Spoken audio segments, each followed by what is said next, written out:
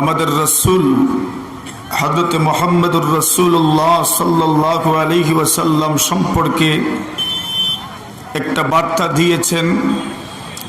আমাদের রসুল হযরত মুহাম্মদুর রাসূলুল্লাহ সাল্লাল্লাহু আলাইহি ওয়াসাল্লাম কোনো পুরুষের বাবা নয়, অর্থাৎ রসুল সাল্লাল্লাহু আলাইহি ওয়াসাল্লামের যত ছেলে জন্মগ্রহণ করেছেন কোনো ছেলেই প্রাপ্তবয়স্ক হন নাই।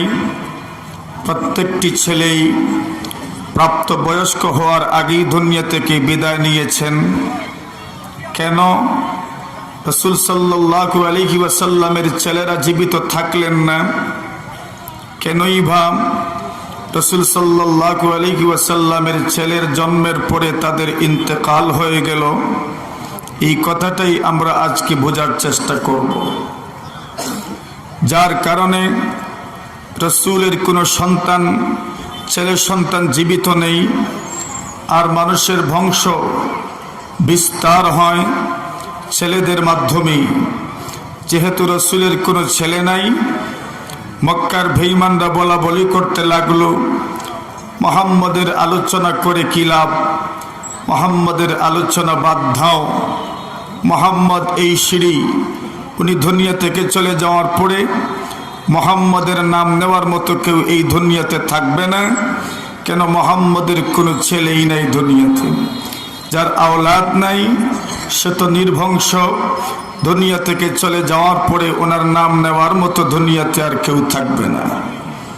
অথচ এরা জানে না মুহাম্মদুর রাসূল সাল্লাল্লাহু আলাইহি ওয়াসাল্লামের কোনো ঐরস জাত সন্তান যদিও দুনিয়াতে জীবিত ছিলেন না, কিন্তু আল্লাহ পরওয়ারদিগারে আলম রাসূলকে সান্ত্বনা দিয়ে বলেছিলেন, আমি আল্লাহ আপনার ঐরস জাত সন্তানদেরকে যদিও দুনিয়া থেকে উঠায় নিয়েছি, কিন্তু আমি আপনার উম্মত এই পরিমাণ বাড়িয়ে দিব, আপনাকে এই পরিমাণ রুহানি সন্তান দিব।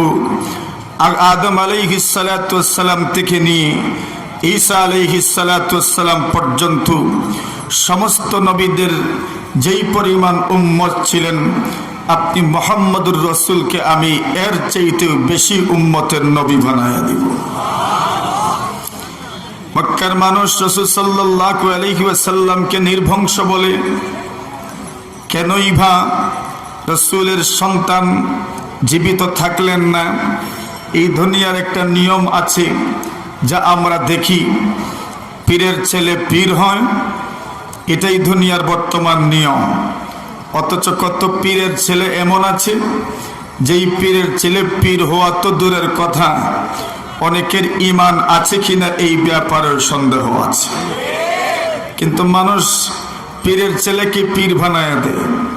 মুহাম্মদুর রাসূল সাল্লাল্লাহু আলাইহি ওয়াসাল্লামের কোন ছেলেরা যদি জীবিত থাকতেন, তাহলে রাসূল সাল্লাল্লাহু আলাইহি ওয়াসাল্লামের এই ছেলেও নবী হওয়ার পরিপূর্ণ হকদার ছিলেন।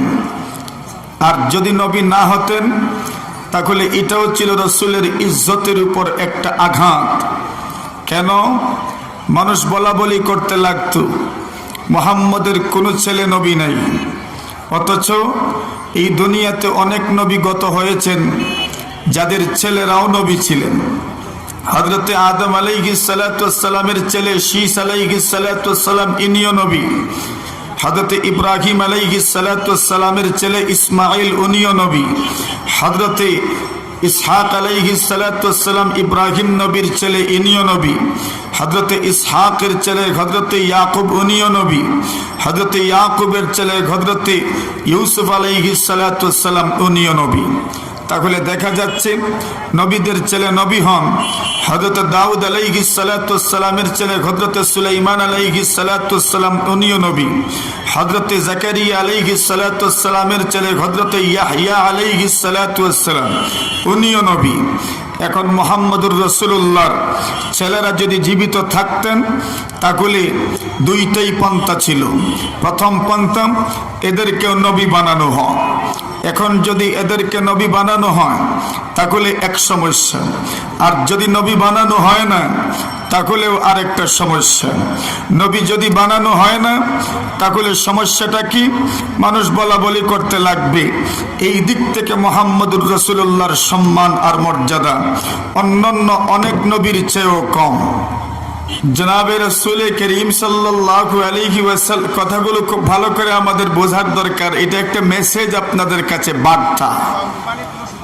জনাবে রাসূলুল্লাহ সাল্লাল্লাহু আলাইহি ওয়াসাল্লামের ছেলেদেরকে নবী যদি না বানানো হয় তাহলে মানুষ বলা বলি করতে লাগবে মুহাম্মদুর রাসূল সাল্লাল্লাহু আলাইহি ওয়াসাল্লামের কোনো ছেলে নবী হলেন না, অথচ ইব্রাহিমের ছেলে নবী ছিলেন, দাউদের ছেলে নবী ছিলেন, হযরত জাকারিয়া আলাইহিস সালাতু ওয়াস সালামের ছেলে নবী ছিলেন। তাহলে এই দিক থেকে মুহাম্মদুর রাসূল সাল্লাল্লাহু আলাইহি ওয়াসাল্লামের ইজ্জতটা কমে গেল কেন? অন্যান্য নবীদের ছেলেরাও নবী হতে পেরেছেন, মুহাম্মদুর রাসূলুল্লাহর ছেলেরা নবী হতে পারলেন না। আর যদি এখন প্রশ্ন থাকবে তাহলে নবী বানাইলে কি সমস্যা? যদি মুহাম্মদুর রাসূল সাল্লাল্লাহু আলাইহি ওয়াসাল্লামের ছেলে জীবিত থাকতেন তাহলে নবী বানাইলেও তো আল্লাহ পারতেন, নবী বানাইলেন না কেন? এই কথাটাই হচ্ছে আমাদের গর্বের বিষয়। জনাবে রাসূলুল্লাহ সাল্লাল্লাহু আলাইহি ওয়াসাল্লাম এমন একজন নবী, যেই নবীকে আল্লাহ পরওয়ারদিগারে আলম হাজারো গুণে গুণান্বিত করেছেন।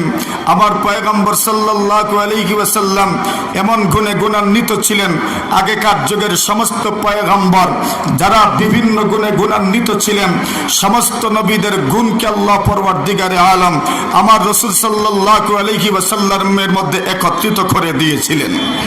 রাসূল সাল্লাল্লাহু আলাইহি ওয়াসাল্লাম এমন গুণে গুণান্বিত ছিলেন, সমস্ত নবীগণ মিলে যেই গুণের সমষ্টি ছিলেন, একা আমার পয়গম্বরে আরবি আখিরি জামানার পয়গম্বর নবী আরবি সাল্লাল্লাহু আলাইহি ওয়াসাল্লাম সমস্ত গুণে গুণান্বিত ছিলেন। আল্লাহর পয়গম্বর সাল্লাল্লাহু আলাইহি ওয়াসাল্লামের একটা গুণ হইল উনি খাতামুন নবিয়্যিন, আমার রাসূল সাল্লাল্লাহু আলাইহি ওয়াসাল্লাম সর্বশেষ নবী। আমার নবীর পরে কোন নবী দুনিয়াতে আসবেন? বলেন, আমার রাসূলের পরে কোন নবী দুনিয়াতে আসবেন না। এটা আমার রাসূল সাল্লাল্লাহু আলাইহি ওয়াসাল্লামের গুণ। আল্লাহ পরওয়ারদিগারে আলম বলেন, মা কানা মুহাম্মাদুন আবা আহাদিম মির রিজালিকুম ওয়ালাকিন রাসূলুল্লাহ ওয়া খাতামান নবিয়্যিন। মুহাম্মদুর রাসূল সাল্লাল্লাহু আলাইহি ওয়াসাল্লামের গুণ হচ্ছে মুহাম্মদ কোন পুরুষের বাবা না, উনি আল্লাহর রাসূল, উনি হচ্ছেন খাতামুন নবিয়্যিন। ওনার পরে আর কোন নবী দুনিয়াতে আসবেন না, ওনার পরে আর কোন নবী রাসূল দুনিয়াতে আসবেন না। ওনার পরে যদি কেউ রাসূলের দাবি করে, ওনার পরে যদি কেউ নবুয়তের দাবি করে, সে নবী নয়, তারা কিছু হতে পারে না, ঠিক কিনা?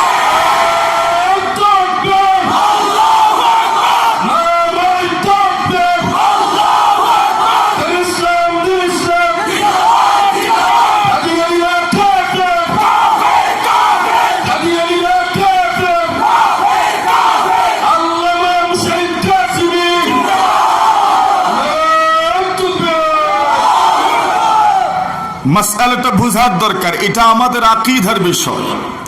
আল্লাহ কোরআনে কারীমের মধ্যে বলেছেন, মা কানা মুহাম্মাদুন আবা আহাদিম মির রিজালিকুম ওয়ালাকিন রাসূলুল্লাহি ওয়া খাতামান নবিয়্যিন। নবী আলাইহিস সালাতু ওয়াস সালাম খাতামুন নবিয়্যিন, ওনার পরে কোনো নবী নাই। এটা আমাদের আকীদা কিনা? এটা আমাদের বিশ্বাস কিনা? বলেন, কাদের বিশ্বাস? সকলের বিশ্বাস তো। আমরা কালিমায়ে তাইয়্যিবা পড়েছি, কালিমায়ে শাহাদাত পড়েছি, কালিমায়ে তামজিদ পড়েছি, কালিমায়ে তাওহীদ পড়েছি। কালিমায়ে তামজিদ, কালিমায়ে তাওহীদ অনেকগুলোর মধ্যে আছে। মুহাম্মদুর রাসূল সাল্লাল্লাহু আলাইহি ওয়াসাল্লাম খাতামুন নবিয়্যিন। এখন চিন্তা করেন, যদি রাসূলের কোনো ছেলে জীবিত থাকতেন আর উনাকে যদি নবী বানানো হতো, তাহলে মুহাম্মদুর রাসূল শেষ নবী হতেন না। ওনার পরেও একজন নবীর আবির্ভাব ঘটে যেত। তাহলে একটা দিক থেকে যদি ওনার ছেলেরা জীবিত থাকেন, নবী না হলেও ওনার ইজ্জত কমে, আর নবী হইলে ওনার খাতামুন নবীন গুণ আর থাকে না, খাতামুন নবীন গুণ অক্ষুণ্ণ থাকে না। এই জন্য আল্লাহ পরওয়ারদিগারে আলম আমার রাসূল সাল্লাল্লাহু আলাইহি ওয়াসাল্লামের খাতামুন নবীন গুণকে অক্ষুণ্ণ রাখার জন্য, খতমে নবুয়তের গুণকে অক্ষুণ্ণ রাখার জন্য, খতমে নবুয়তের সেই গুণকে আমার রাসূল সাল্লাল্লাহু আলাইহি ওয়াসাল্লামের জন্য সাব্যস্ত করতে গিয়ে যথা পথে যথা পন্থে যথা দিক থেকে আমার নবীর খতমে নবুয়তের উপর আক্রমণ আসবে, আমার নবীর খতমে নবুয়তের জন্য যত প্রতিবন্ধকতা ছিল, এমনকি আমার পয়গম্বরের যারা সন্তান জীবিত ছিলেন না, খতমে নবুয়তকে টিকিয়ে রাখার জন্য যদি বিষয়টা এমনই হয়, তাহলে দীপ্ত কণ্ঠে আমাদেরকে ঘোষণা করতে হবে খতমে নবুয়তের দুশমন যারা হবে তাদের বিরুদ্ধে আমাদের যুদ্ধ চলবেই চলবে, ঠিক কিনা?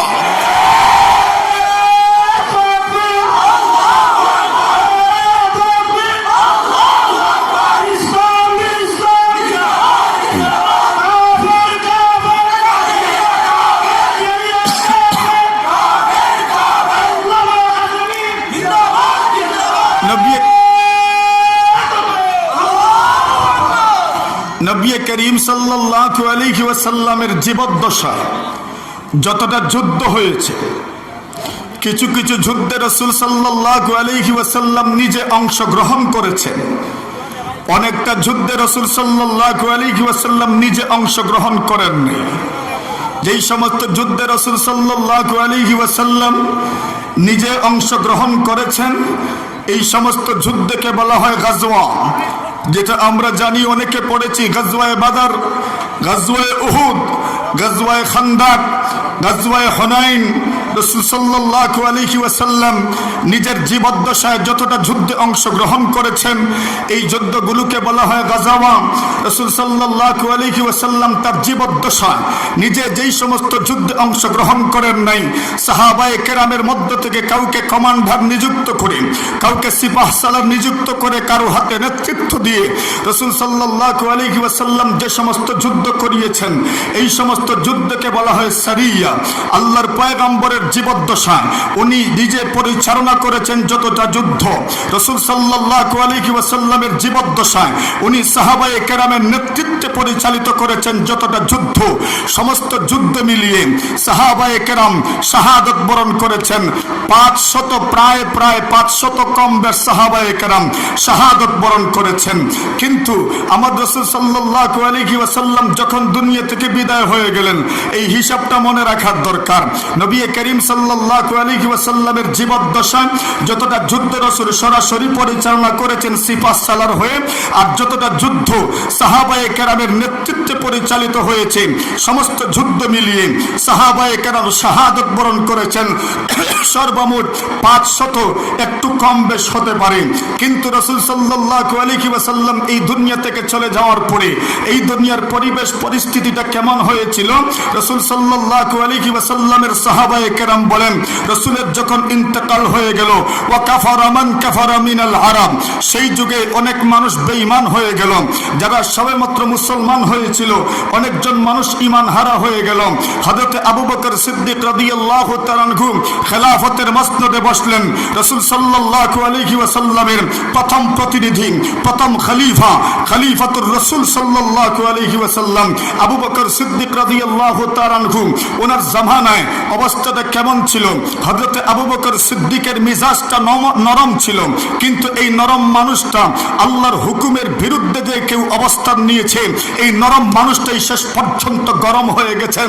যখন এই যুগের মানুষ বলেছে, এতদিন পর্যন্ত আমরা যাকাত দিয়েছি, মুহাম্মদের হাতে যাকাত দিয়েছি, মুহাম্মদ দুনিয়াতে নাই, আমরা আর যাকাত দিব না, আবু বকর সিদ্দিক রাদিয়াল্লাহু তাআলা আনহু বলেন, না না, তোমরা যাকাত তোমাদেরকে দিতেই হবে, আমার রাসূল দুনিয়া থেকে চলে গেছেন।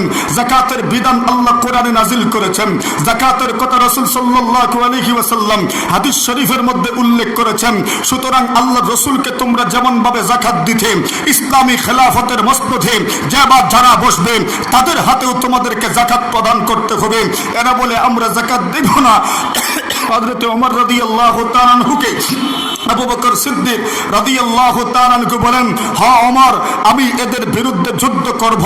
যারা যাকাত দিতে অস্বীকৃতি জানাবে তাদের বিরুদ্ধে আমি যুদ্ধ করব। ওমর বলেন, ও খলিফাতুল মুসলিমিন, এরাও তো নামমাত্র মুসলমান, আপনি এদের বিরুদ্ধে যুদ্ধ করবেন কিভাবে? আবু বকর সিদ্দিক বলেন, ওমর শুনে রাখো, কসম বখুদা, আমি কসম করছি আমার আল্লাহ পরওয়ারদিগারে আলমের, আমার রসুল যেমন ভাবে কসম করতেন, আমার জান যার দস্তে কুদরতে, সেই প্রভুর নাম নিয়ে আমি কসম করছি, আমিও আমার আল্লাহর নামে কসম করছি। যাকাত দিতে অস্বীকার তো দূরের কথা, যাকাতের উট বেঁধে রাখা হয়, যাকাতের ছাগল বেঁধে রাখা হয়, এমন একটা রশ্মি দিতেও যদি তারা অস্বীকৃতি জানায়, যদি রশ্মিটাও দিতে চায় না, আমি আবু বকর সরে আম ঘোষণা করছি, যারা সমুদ্র ঘোষণা করছি, যাকাতের বিধানকে অস্বীকার করবে দূরের কথা, সামান্য রশ্মি যদি দিতেও অস্বীকার জানায়, আমি আবু বকর তাদের বিরুদ্ধে যুদ্ধের ঘোষণা দিব।